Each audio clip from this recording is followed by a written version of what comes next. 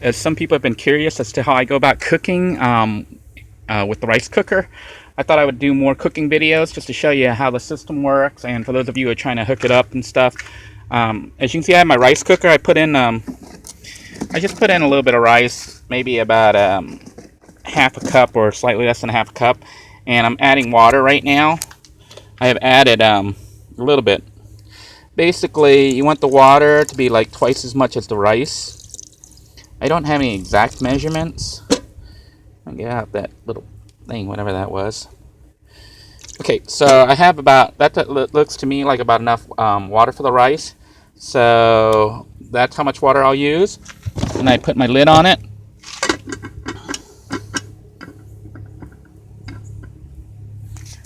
And I make sure that my unit is plugged in. But as you can see, it's not on right now. It looks like our eye in the sky may be coming towards me. The helicopter checking me out.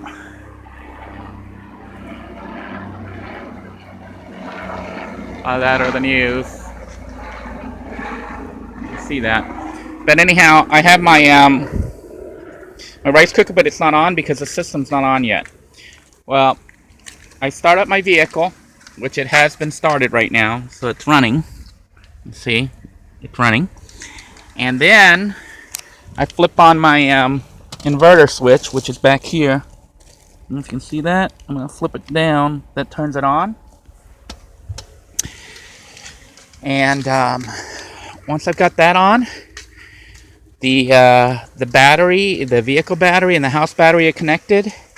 I can turn on this inverter here. Actually, let me plug this guy in. This black cable here that you see here, this black plug, is an extension cord that connects to the back multi-plug outlets. So once that plugs in, it means that outlet there will be live, which means our rice cooker will be live. So let me turn this unit on. And once I turn this unit on, we have 120 volt access. As you can see, right now it pulled up to 75, now it's back down to 46. It's pulling 46 watts because it's on warm mode. You can look here and see that the system is generating 13.5, 13.4 volts coming in from the engine, from the house battery, from the vehicle battery to this unit here, as we're pulling power out. So right now it's pulling 46 watts because the rice cooker's on warm. So we're going to come back here now and put our rice cooker on high. You can see it's on cook now. And this will take about 10-15 minutes or so. While that's cooking, you can see that the inverter is now back up to 300, 302, 301 watts, because that's what the rice cooker requires to run. And you hear the fan spinning here. The electricity powering this inverter is currently coming from this modified battery pack to become the house battery. So that's where we're getting our power from.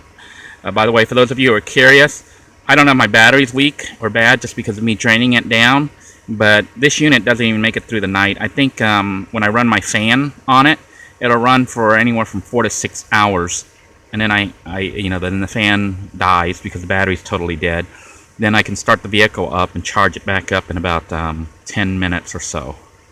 So that's what I've been doing right now to try to survive this Florida heat at night, because I run this fan all night long.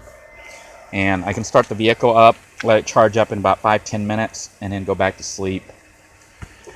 This is what we're having. Oh, man, I had some ice in here, and it had become water overnight, and it spilled while I was coming here, and it spilled all over my 225 watt inverter.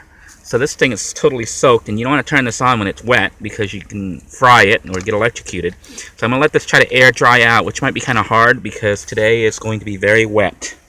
Hopefully it'll dry out before the storm hits. This is what we're having for breakfast. We're going to have some bacon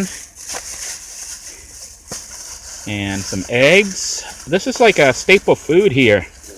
These eggs here, half a dozen eggs I just bought from Walmart for only 52 cents. Bacon was like $2.78 or something like that. So I'll eat the bacon for breakfast and probably for lunch. And the eggs I'll stretch out over 2 days or so, maybe 3 days. I don't know, because with the storm coming I might try to eat it all today, because I really don't want to do too much cooking when the storm's actually hitting. I might do some cooking from inside the vehicle, which I can cook. Let me come around the other way where you can see it better. Okay, I have the ability to cook while I'm driving or from inside, like I can sit here. And I have this other cooker here that has the control box, the box, the safety box, and some elastic to hold the lid on for protection. And see how it has the cable there for it, the plug? There's another white extension cord that comes back here that I can plug it into. The white extension cord is plugged into the multi-plug outlet in the rear, which is now live because it's plugged into the inverter. So I can cook from inside here if need be. I just don't want to cook anything major. You know, I might heat up burritos, or I could cook eggs, I can cook rice, I can do anything that I can do outside, but I don't want to do too much cooking inside the vehicle because it releases like steam and oil and other crap, and then your vehicle stinks. So I try not to cook inside too much. You know, I try to cook in the back area when I can. But I've heated up things in here while driving, and I've cooked rice while driving. So I can do that, and that's what I plan to do if I have to cook while the storm is hitting and I can't get out. Oh, and for our drink today, we'll have orange juice. So that pretty much wraps up the normal house cooking system. You can see our food is cooking here. When this thing gets done cooking, the rice cooker automatically pops up to warm mode, and then at that point, what I'll do is I'll remove this this container, this bucket, this pot that's in here, and you know, I use my mitts here. Then I grab the other pot from the other rice cooker up front, and then I use that to fry things. So I can fry up my I'll probably fry up the bacon first to get some grease. Then I'll cook up the eggs inside that grease, and then have bacon, eggs, and rice, and orange juice for breakfast. All right, the rice, as you can see over there, has finished cooking. So I've removed the pot that had the rice, and I brought the other pot from the other cooker up here, and I've added the bacon. So the unit is on warm mode right now. I'm going to go ahead and set it on high, put the lid on it, and let our bacon cook. So I'll use a fork to come here and you know, stir up the bacon to try to get it to cook as evenly as possible. And then after the bacon cooks, we'll go ahead and add the eggs. Well, not add, but we'll go ahead and do the eggs. As the bacon cooks, what I do is I basically take a fork and I stir it up, you know, because you want it to try to cook as evenly as possible here. So basically, look at all that. Doesn't that look good? Okay, so basically I turned it back on high heat again, and I'm gonna let it cook some more. Some people like their bacon like almost crispy. I guess you could probably cook it for that long and make it crispy in here, but I kind of like it, you know, kind of somewhat fatty still. And so I won't cook it until it's, you know, totally crispy. But part of that is I just love the taste of the fat. But the other thing is I think that eating the fat is giving me like energy, you know, because I don't eat as much as I do when I'm like at a house just sitting around, you know, with nothing to do but eat. So on the road, I've been eating about 2 meals a day. I eat, this will be brunch, and I'll eat dinner, and that's pretty much it. So I think having some fat in the diet is good, but you know, don't quote me on that. I just think that it's nice to have some fat in your diet. As you can see, our bacon is now pretty much done. So I'm going to remove the bacon and put in our eggs and start having breakfast.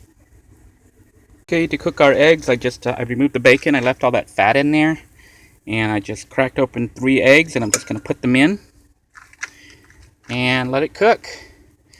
Now what I might do is I might go ahead and season it. So let me get the seasoning out, and I'll go ahead and season the eggs. That way they'll already be seasoned, you know, as they're cooking. For our seasoning, I'm just going to put in some chopped onions.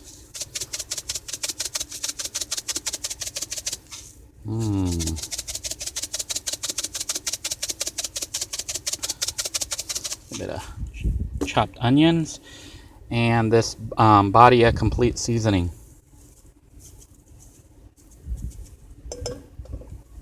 Okay, and we'll just set the thing on heat, put our lid on it, and let it cook up, and that should do it.